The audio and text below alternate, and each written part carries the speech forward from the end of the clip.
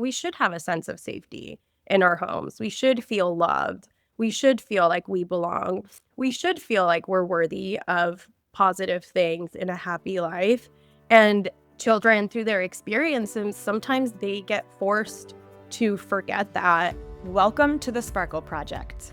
I'm Emily, a divorced mom of two on my own journey to shine a little brighter. This podcast is here to help you protect your sparkle amidst the chaos and impossible expectations of modern motherhood. If you're a mom ready to choose yourself and shine, you are in the right place.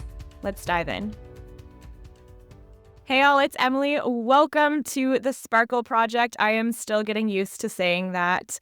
If you are here and you thought you were coming to Worthy Mother podcast and you haven't listened to an episode of the new rendition, don't worry, you are in the right place. This is Worthy Mother Podcast 2.0, the Sparkle Project. We have undergone a little bit of a glow up with the new year, and I am so excited for everything that is to come here on this podcast. With that in mind, I'm so excited about today's conversation. I am joined by trauma therapist Leslie Santana to talk about inner child healing. This concept of inner child healing is something that I don't think I'd ever heard of before becoming a mom, but it's something that has been very present in my motherhood experience, especially in the last year and a half since I separated from my kid's dad.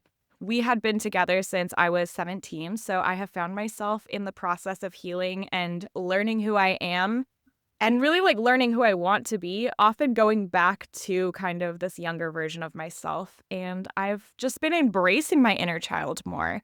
And that has helped me grow into a more fulfilled and aligned version of myself. So this is a concept that I'm really excited to dig into and share with you all. And maybe it'll spark something in you. So Leslie, welcome to the Sparkle Project. I am just thrilled to have you here. Can you go ahead and tell us a little bit about yourself? We're going to really dig into the work you do and all of that, but give us kind of the overview. Yeah. Hi. First of all, thank you so much for having me. I feel so honored to have been invited, and I'm just excited about our conversation. And I love talking. I could talk about this 24/7. Also, I'm obsessed with the name, the title, the Sparkle Project. Thank you. So cool. Me too. I love it. I'm like, that is accessing my inner child right there. Yeah. It's fun. I don't know. I love it. A little bit about me. I'm a licensed marriage and family therapist. I'm currently in private practice, and I work with mostly adults, but sometimes children if it's a good fit, and just doing some trauma work, healing some of our childhood wounds, and really just working on setting ourselves up for a happy, thriving life. Yeah. Oh, I just know what you talk about, and I'm so excited to get into this. Before we really dive in, can you explain what this concept of the inner child is and inner child healing? Just kind of give us a foundational base to work from. Yeah, so I agree. I think the inner child concept is not something that we're kind of taught or explained to us. It was something that I kind of picked up along the way in my career. But it's this idea. So this comes from this therapy called internal family systems, and we do a lot of parts work, which is essentially the idea that we're not just one person, we're not just one human being, and that's it. We're made up of different parts. And sometimes we pay the most attention to our adult part, neglecting other parts of ourselves. And so inner child work is really focusing on that child part, not as the childhood we once had, not as, when we were a child, but we're not that anymore. The child is very much a living, breathing person every day that exists with us now. And so requires that attention, and the inner child healing is really focusing on those wounds that child part of us has today. I have chills just hearing you say that. It's a weird thing to wrap your mind around, this idea of it not necessarily being going back to some old version of yourself, but really it's that piece of you that is here and present in the moment. And I think that is something that for many of us, probably most of us, we kind of are taught to disconnect from that, right? We're adults, totally. Be serious, all this stuff. So totally, that concept alone, just recognizing that that's a thing, the shift that can happen when you're oh wow, there's this part of me that I take along that is childlike. It is all those things. So I'm so excited to get into this. You started your career as a child therapist. How did that experience lead you into what you do now? Oh, I mean, I'm a child therapist at heart. I think that a lot of the work that I do is based on all of that experience. And I look back and I just feel so fortunate to, one, have been able to be a part of the intimate relationship between children and their parents, because I think that there was so much that I learned from that helped me kind of work with adults moving forward. But yeah, child therapy is embedded into everything that I do. And I think, sometimes like I'll work with someone and they'll talk about how they've done some childhood work. Unfortunately, children do experience a lot of trauma. And so that part that I learned in being a child therapist of like pulling in a little bit of that into today's work is what helps people kind of break some of those barriers that they've tried to before in therapy and weren't able to. So yeah, I feel like it's embedded into all of everything that I do in my office. Yeah. That's so interesting. I'm curious, like, is the approach you take with adults in addressing the inner child similar to the approach you take with children? Like, Yeah. Yeah. And I do think that the more that I do this, the more that I realize that children are equipped with all the tools that they need, and we need as adults to trust them and allow them to learn. And so sometimes I feel like as adults now, it's about helping people get back to that and reconnect to that child part of them that kind of knows how to take yeah, care and has this hope. And I don't know, it's sometimes reconnecting back to something that was shut off in childhood that I think is a little bit unique. It's definitely not something we're taught in grad school when we're learning yeah, about, therapy. But yeah, and I'm also a parent too, so I have 2 kids, and so I think it's interesting seeing how they see the world, and the way that they navigate the world is how we should be navigating the world. Like, I don't know if you've noticed this with your kids, but, like, they can get over something so fast. Like, they'll be yeah. upset about it, they'll cry, and then 10 minutes later, they're perfectly fine. And so, again, like, what does that teach us as adults? How can we use that as adults? Does that make sense? It totally makes sense. Where my brain is going is we talk a lot about just different conditioning. I mean, I talk a lot about the Mhm. perfect mother myth here, Yeah. and also like ideas of like good girl conditioning and perfectionism and people pleasing and these things that kind of develop as we go. And I think that idea of there's some version of us that once existed and still does exist that had the self trust, that didn't have the like Yeah. influences of the world telling us essentially like not to trust ourselves and not to be in tune with that because we're conditioned out of it. And so that's such an Yeah. interesting thing. Like it feels like it goes away, but it doesn't. It's kind of more like it's buried somewhere. Yeah, it's, like, silenced, and do we have to find it? And that's, I think, where generationally things have gone south a little bit. It's that it's been reinforced that we should silence those things, but then in adulthood, we're kind of lost because we don't have that child guiding us in that way. Yeah, it's pretty fascinating It's to so me. powerful. I'm like I haven't stopped having chills in this conversation. I don't know if it's a little cold right now recording this, but like Yeah. it's just so cool to think about. Like that's in all of us. Yeah. I think children inherently, like you were talking about, are on the right track. And we have to trust that part too, that they will figure it out and that they don't need for us to tell them how to feel, how not to feel, what to suppress, what not to suppress. It's kind of creating an environment for them to thrive in that learning so Yeah. that they can bring all of those skills into adulthood and use them. Because as human beings, we should have a couple of things, and our needs always need to be met, right? But we should have a sense of safety in our homes. We should feel loved. We should feel like we belong. We should feel like we're worthy of positive things in a happy life. And children, through their experiences, sometimes they get forced to forget that. And again, it's Yeah. coming back into that because I think that's what therapy is about. Therapy is not about, just having someone who's experiencing depression not be depressed anymore. It's really about them being able to get the most out of their life. And that includes this fun part about life, this joyful, silly, not always productive life that we have. So, yeah. Yeah.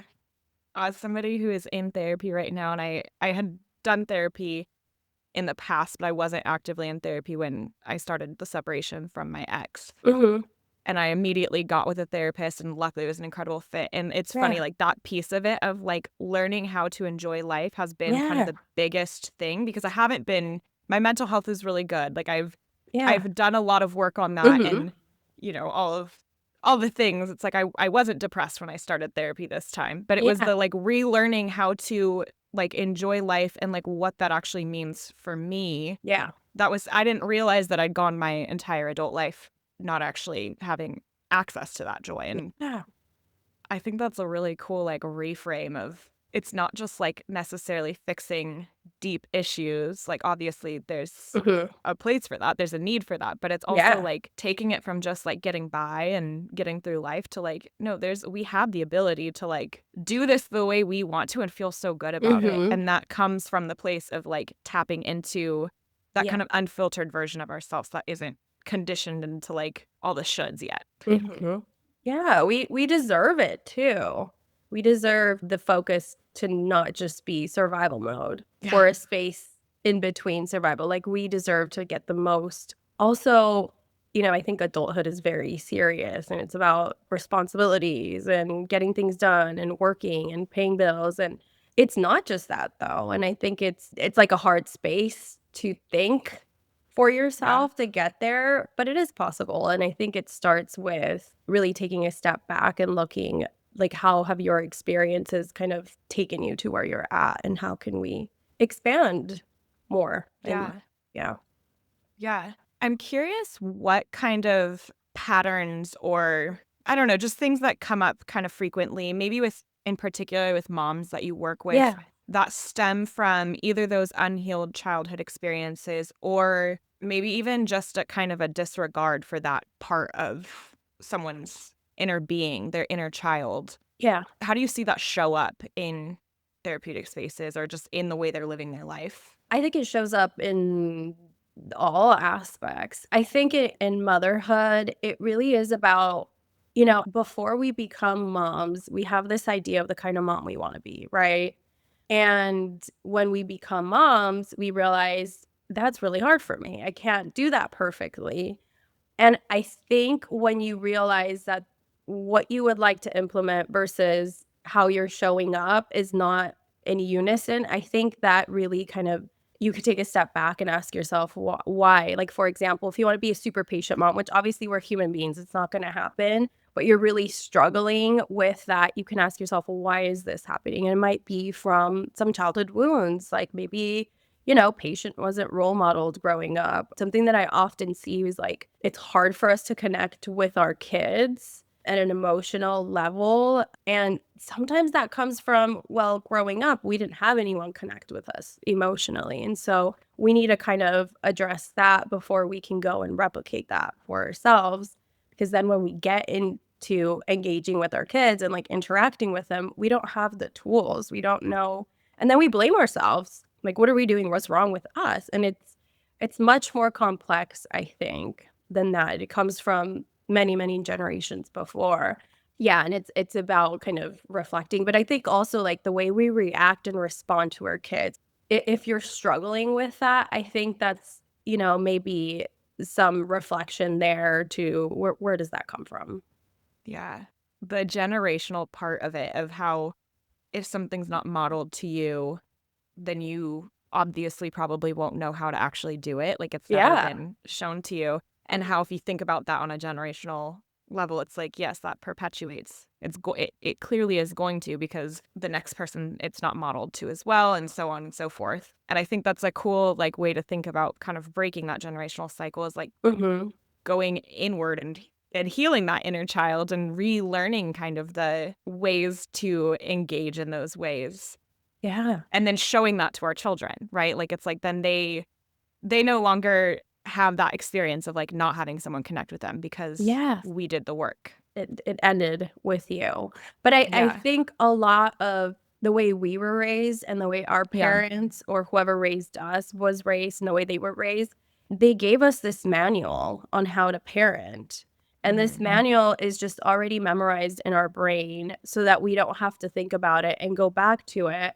But we're already given all of the parenting that we need for everything. So when a child is tantruming, when a child is sick, like all of these things, where it's really challenging is realizing that that manual isn't the most effective, isn't the best, isn't gonna get you to what your goal is and what your values are as a parent, and you have to relearn it. That's the hard part, I think. That's the hard part, rewriting that manual for yourself with no Yeah. one to help you in that, no one to kind of guide you in that. So, yeah, that's where the challenge is, I think. Well, it's interesting as you're saying that, I'm thinking about how, like, we don't expect kids to know everything. I mean, Mhm. sometimes I do. Sometimes there's moments where we do, and then we're like, oh, wait, they're children. Why would they know that? But it's like you age out of that. And for ourselves, it's like, yeah, of course we didn't know the right way to do XYZ as children, but it's like then Mhm. you grow up and now we're adults. And the expectation is that we know how to do everything. We should know how to do everything. But it's like, okay, so I had a kid. Yes, okay, I've read a book or I follow some people that teach different skills or whatever. But it's like, you don't just become this totally different, fully knowing version of yourself because you hit a certain age. And I think that No. we can recognize like how much that is kind of the mindset. It's like we're not kids anymore, so we should just get it. We should know how to adult because we are adults. Yeah. Yeah. It's Exactly. And it's also, again, it may be some like generational thing there that adults know best and adults are perfect and adults, don't make mistakes and they know it all. And then we get to an age when we're adults and we expect that to just be there. When I think it's healthier to role model that adults don't know it all. We make yeah. mistakes all the time. We are navigating life all the same. And it's okay. It's okay to not have to know it all. It's okay to make mistakes. It's okay to ask for help and admit that you don't have all of the answers. I think that's healthier, but that's not what was passed down necessarily. So, Yeah. Yeah, kind of yeah. like then we hit adulthood and we're like, wait, am I failing at this? Am I bad at this? Because we thought it was supposed to be different, even though, Yeah. I mean, I find that like I will have conversations with my mom now and I still, like, there will be things that I'm like, oh, I'm recognizing that, like, you don't know either. Like, you don't know the answer either. And you admit that to me and all this stuff. But, like, for Yeah. some reason, I just, as a kid, I thought You would know. you just knew everything. Yeah. Like, you got it. And of course not. Of course not. Right? Like, if you really think Like, about now it, it makes sense, yeah. right? It makes sense, and it's like, if only we would have known that in adulthood we'll still make mistakes and we're still not gonna have all the answers, maybe we would be a little bit it'd be easier to practice some self-compassion there, and maybe we'd come into adulthood being understanding that, life is a little messy and things will happen, and that's okay. You can still navigate and live a completely, fulfilled life that way. You don't have to have it all figured out. Yeah. Yeah, because Yeah. the like shame and kind of perpetuation of like, oh, I'm failing, I'm failing, I'm failing, because you thought it was supposed to be Yeah. different, how that compounds on itself. It really is. If you entered adulthood with the knowing that you weren't going to get it, then you're not constantly feeling like you're failing and you're not constantly perpetuating and kind Yeah. of compounding that feeling on itself. That I think, I mean, I have a lot of conversations with moms, and I think there's a lot of moms who do or have felt like they're constantly failing at things because they Mhm. don't know what they're doing. And it's like, well, Yeah.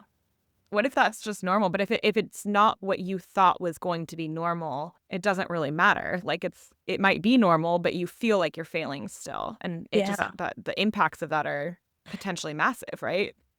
Yeah, and that shame is so hard to kind of attack. Like, that shame is so hard to challenge. It's Yeah, so hard to, like, really kind of change the way that you talk with yourself when it's constant shame.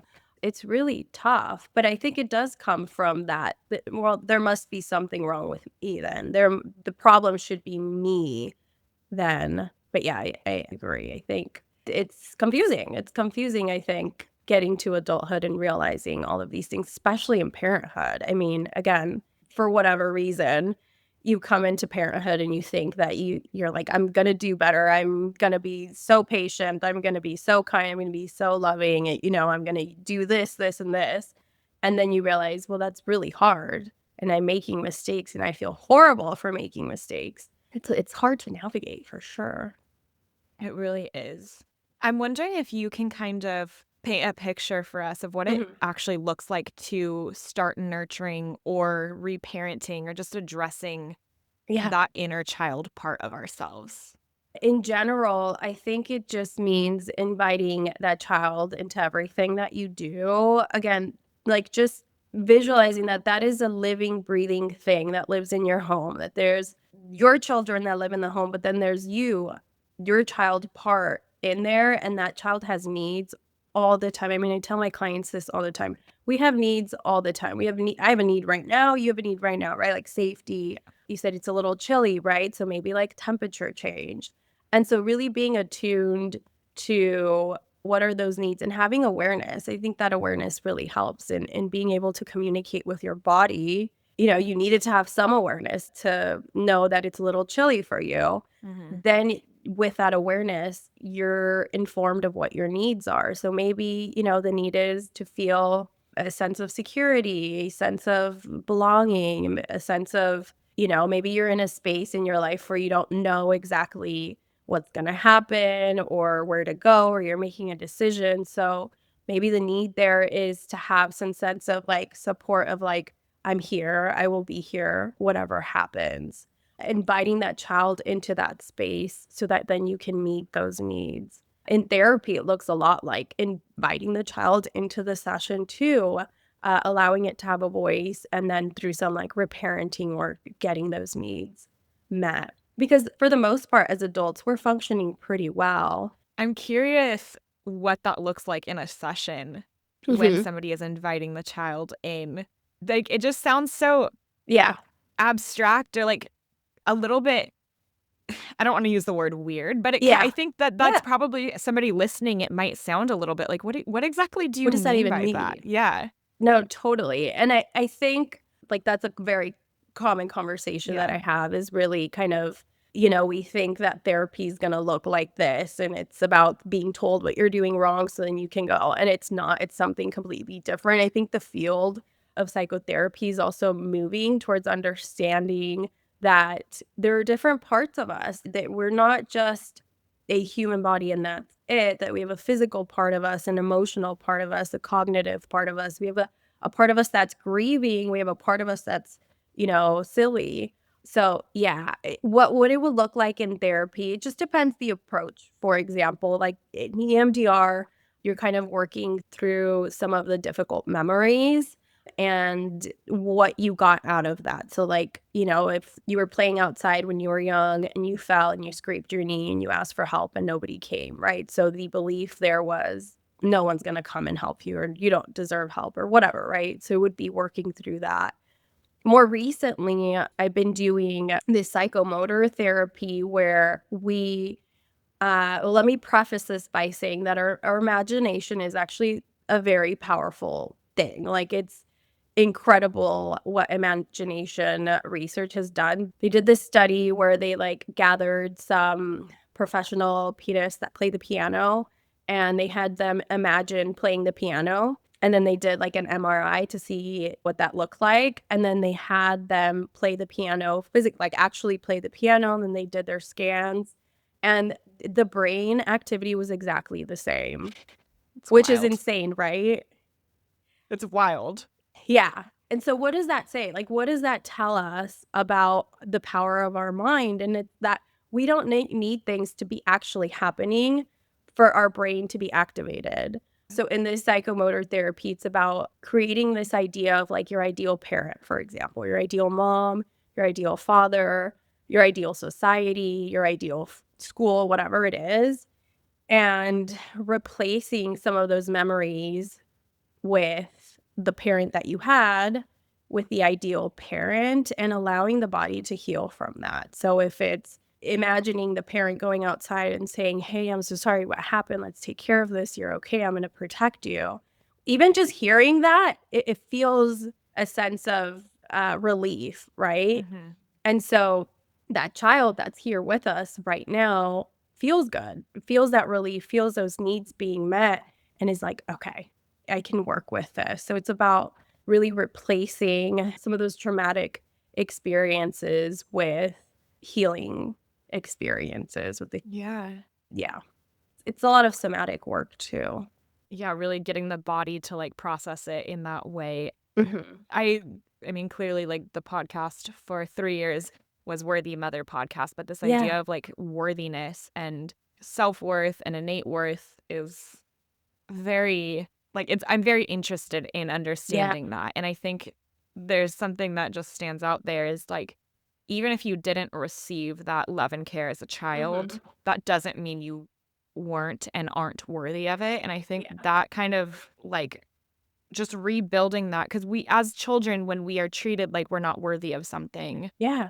I know for me, a big one was, like, crying. I had people in my Hmm. life, not my parents, but just people in my life who were I was, like, shamed for crying, and Oh, I yeah. am a Yeah. crier, like, I could just cry right now if I Yeah. wanted to. Like, that is something I'm proud of myself, and I love it about myself, but it's Yes. kinda shamed out of me, and it's, like, the False. feeling in that case of, like, I'm not worthy of having these Mhm. feelings, and so I can now, like, logic that of, like, that's stupid, like, Yeah. obviously I was and I still am, but as a child, you take that and it starts to mean something about when I cry, that has something to do with my worth, and so the Yeah. idea of, like, being able to repair that Yeah. way after the fact and just kind of, like, understand that, like, just because I didn't get it doesn't Mhm. mean I wasn't worthy of it, like, it's just so powerful. Yeah. Yeah. And I see that a lot. I think a lot of people come into therapy and they wanna work on their self-esteem because it's Mhm. poor or they have poor self-worth. I think we all come into therapy and we're like, "Just tell me what the tools are and how to fix it," right? But I think it's much more complex than that because we get our self-worth, we get our self-esteem from the people who were the adults that what they told us, that's what we internalize. And Mhm. so, how are we as adults supposed to develop self worth, develop self esteem when that was never role model to us how to do that, when that was never communicated to us? So, Yeah. it does need to come, and it doesn't even need to be like, I think, again, when you look at that parts work, right? There's the adult part of us, and then there's that child. We can use that adult part to parent that child just how we use our adult part to parent our children. Mhm. We can do that, and so I do feel like it needs to come from a parental place Yeah. of, I'm not gonna sit in front of a mirror and say, "You are worthy, you are, deserve all the love and the, accomplishments and all the positive things." I'm gonna say it is something from, like, to the parent aspect, right? So, like, what Yeah. would you tell your child, there? Yeah. I love you. I see you. I hear you. You're here. You're important to me. Yeah. And I think in that way, you kind of do start to build your own self esteem. It's Yeah. confusing again because it's just one person, but you're working with different parts and using different parts to kind of help heal the other parts that are hurting. Yeah. I mean, it's like it just points to the complexity of human beings and how we like our brains are pretty amazing that we can Hmm. work from that place. Like that's it's so cool. And Yeah. so cool that we live in a time where the research and understanding of these things is at a place where like there's true healing potential Yeah. that we all can access. I mean, I know, therapy, like accessibility, like it still can be hard to access Oh, therapy, for but I think we're sure. getting a Mhm. lot better quickly. Like, Yeah. things have been changing and it's amazing that like this is available to us, this type of healing. Yeah. Yeah. And it's unfortunate that it wasn't available to our Yeah. parents and their parents. But yes, here we are and we have a lot of work to do for Yeah. sure, but we're getting there. Yeah. So one other thing I want to ask is about when kind of doing this kind of work and Mhm. looking back on childhood. I think there can be guilt about our childhood or grief about what was Mhm. lost, right? If we're talking about not getting a support that we Yeah. deserved, like we were worthy of and we didn't get that, that can be Yeah. probably a lot to look back on Oh, yeah. and feel that. How do you guide people through that experience? Well, guilt and grief are very different things, and I think Yes. are approached differently. I think guilt requires intervention. I think guilt and shame is almost like how we punish ourselves, right? So, like, shame is Hmm. how society punishes us or how our relationships punish us, right?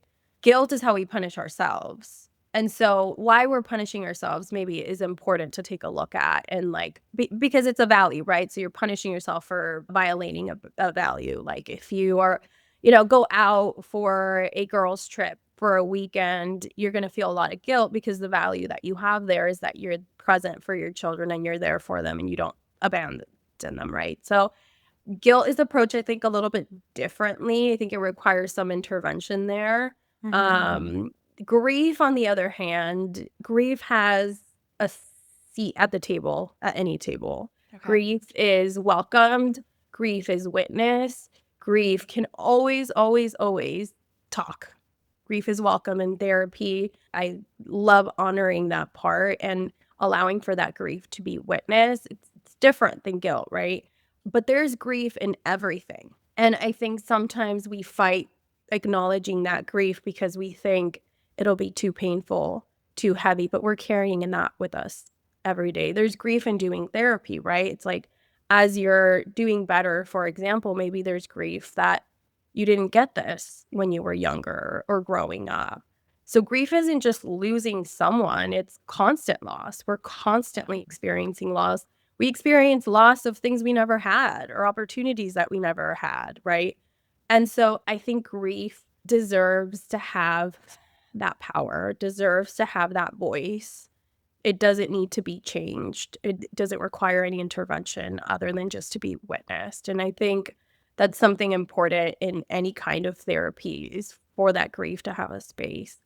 Even though it's not nice and fun and happy, it's painful, but there's a lot of value there. Yeah. It's so connected to just everything else of like, I think again, that's something that is kind of conditioned Mhm. out of us to like experience the grief. And so even just the like act of letting it be Yeah. is so like, it's just so opposite of what Yeah. most of us experienced just in like a Oh, totally. societal being raised, right? Like Yeah. it's we're not allowed to experience those things. We're not allowed to express those things and how healing like just to have the space to like admit Yeah. that there's grief. And it has an expiration date for some reason. Yeah, Like, it's like, "You should be over it by now," get or over "You're it. still" yeah.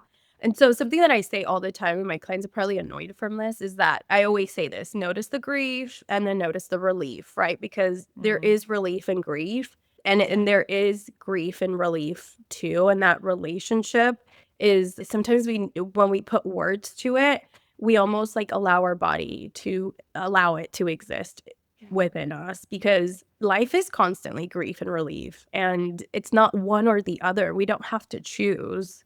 We have so much capacity to do amazing things as human beings. We're the most amazing, I think, Yeah. a thing on this planet. So we can hold space for that. Let's do that and see how Yeah. that kind of creates change for us too. Yeah. That's a beautiful like sentiment. And I want to chew on that a little bit after this. Yeah. Like just the there's relief and grief, but also Hmm. there's grief and relief. And I think we can all think about things in our lives that you like let go and you are free of it. And that's amazing. But there can also be grief in that of like Yeah. something that's taken up a lot of space in your life. Yeah. Like that's awesome. Yeah. Yeah. It reminds me of my daughter drew this heart. I usually have it somewhere, but it's like a heart and it's like rainbow and then it's like black. I can pull it out. Yeah, it's this one. She drew this, Oh, colored this. And that's I was so like, cute. "What? Can you talk to me about this?" And she's like, "Yeah." She's like, "This is all like happy, and then this is all the sadness." And I was like, "I love it. I'm obsessed with this. I'm gonna keep this forever." But I think again, I think children know that it's okay Yeah. to have some sadness there with you, along with all the happy, like emotions and feelings. And this is realistically what our hearts look like. It's not just all rainbows and pretty colors. There's always some sadness there. And I think that's really true to who we are, and holding that space, right? Like allowing for us to color a heart where we create space for some of that grief is empowering. I think it can be Yeah, really kind of empowering as a human being navigating a absolutely. complicated life. Yeah. Because it's going to be there. Like, Mhm. whether you accept that it's there or not, it's going to be there. So if you accept that it's there and know that that's okay, and it doesn't have to constantly interfere with the joy and the good feelings, like, we're allowed to have complex feelings. And like in motherhood, I think that that is something we have a lot of conversations about, that the complexity of feelings and the Mhm. grief and the joy and the hate and the love and all the things that come together. The idea of maternal ambivalence, it's like knowing that, like, it's okay to feel it all. We don't have to feel guilt and shame about feeling it all. And we don't Mhm. have to like think something's wrong with us because the sadness is there and all these things. Like, what a, We don't have to choose. Yeah, they can yeah. all coexist. Yeah. Yeah. What a freeing idea. Okay. I would love to ask you if there's anything else that you just want a mom to take away from this conversation if they are interested in accessing their inner child a little bit Mhm. more, or working maybe to heal parts of themselves. Yeah. Is there any kind of last thing you'd want to say to that? I think just having some curiosity, Mhm. about yourself, not with judgment, but like, what is coming up for me right now? What am I noticing? And inviting that child in to be a part of your day-to-day routine, allowing that child to exist as another member of the family in the home and see kind of what comes up from that. But I think also this is hard work. Like this isn't necessarily, something that you just flip a switch and you can start doing. I think this is complex and painful work, and you don't have to do it alone. Like that is again something important, is that we're social beings. We're Mhm. wired to get a lot of our needs met through our social interactions. So it feels like a lot, or it feels overwhelming. Luckily, there are, a ton of people out there that can share this with you, and that you don't have to take the mental load on by yourself. You have somebody, guide you and support you along the way. Yeah, I love that. Yeah. Before we wrap up, on this show, we talk a lot about your sparkle. It's that part of you that makes you who you are. It makes you Mhm. you. It's the light within you, the energy, the joy that can sometimes get buried under all of the roles and the responsibilities of motherhood. And I Yeah. love how aligned this idea is with thinking about our inner child. I think in some ways that sparkle is the inner child. It's who we Yeah. truly are and who's been kind Yeah. of covered up by the roles. So I would love to ask you, how do you protect your sparkle? I allow for that child to be a member of this family, to have a voice. I think something that I've learned as a parent is that my interest and, what attracts me too is important. And so doing things for fun, not because they're fun for my kids, not because they're productive, but because they bring out that child in me. That's how I keep that sparkle, I think, alive. We just came back from a fun trip, and I think a lot of that trip was, if I wanna go get ice cream, I'm gonna go get ice cream. If I want to get on a ride, I will get on a ride. Not for my kids, but for my child, and luckily, children love to be a part of these things too. So, yeah, just having fun, I think, and creating space in my life that isn't just serious work, but that is just something that brings joy to me, whatever that looks like. Yeah, was that a trip to Disneyland or Disney Yeah. World? I Yeah. think I saw your stuff on Instagram. Like, that is a nice thing. You can tap into it for Mhm. yourself. Like, you can go on the ride, like, deciding you're doing it just for you, 100%. That's why you're doing it, is because you want to. And your kids come along and, like, they get the full benefit as if you did it for them too. So it's like we all get to, and obviously not with everything we do to experience Right. joy for ourselves, but like Yeah. when you're doing things to experience joy for yourself, they usually benefit too.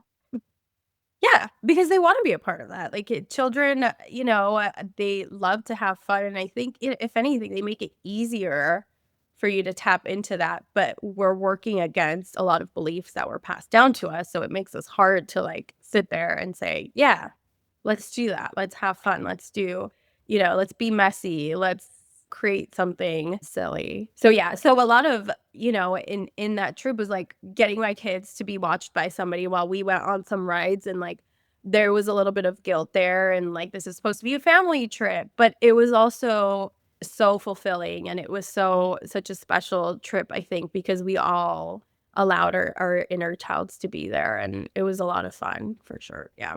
Oh, I love that. What a beautiful anecdote memory to wrap this up on. Yeah. A Yeah. trip to Disneyland, a trip to Disney World. I know Jessica, who was Mhm. Yeah. on the podcast a little bit ago, and her work with going. Yes. I love everything she does with Disneyland and Me too. just going as an adult, and whether you bring the kids or not, it's I think there's so many ways we can tap into that Yeah. joy of doing things for ourselves. Yeah. I love No, it. I think she kind of introduced that concept of like, you can go to Disneyland without your kids, and you could do kid rides without your kids, and you could, Yeah. and it's kind of like as a parent, you're like, what? That feels so weird. But then you do it, and it's like, wait, this is actually so much fun and so healing in the process. It's like exactly what we needed all along. So, yeah. I love that. Can you let listeners know where to find you and how to connect with you? I love your Instagram. You Thank put you. out the best stuff. Thank you. Yeah, I'm on Instagram, Leslie in Session. My website's also leslieinsession.com. Reach out to me. I love to talk. I love to connect. Yeah. Thank you so much for being here. I seriously had chills the entire conversation. What a powerful conversation. What a beautiful episode to put out as one of the first episodes of the Sparkle Project. I'm so excited to have other people listen to this conversation and just really appreciate your time. Thank you so much. This is so much fun. And I love talking about this. This is, a passion, I think, that I could talk about for hours. So I Well, we appreciate you appreciate opening up the space. Yes. Thank you for being here and for just sharing it all with us. Thank you. I'm so excited to see what other episodes you come out with this Sparkle Project. There's some good ones. Yeah. I'm buzzing. My inner child is going crazy. Yay. I'm buzzing with joy. Yeah. Yay. Yeah, I can't wait. Okay, that is it for this episode of the Sparkle Project. Keep on shining. Thanks for tuning in to another episode of the Sparkle Project. Loved what you heard? Share this episode with a friend, and don't forget to leave a rating and review to show your support for the show. We'll be back next week with another episode. See you then.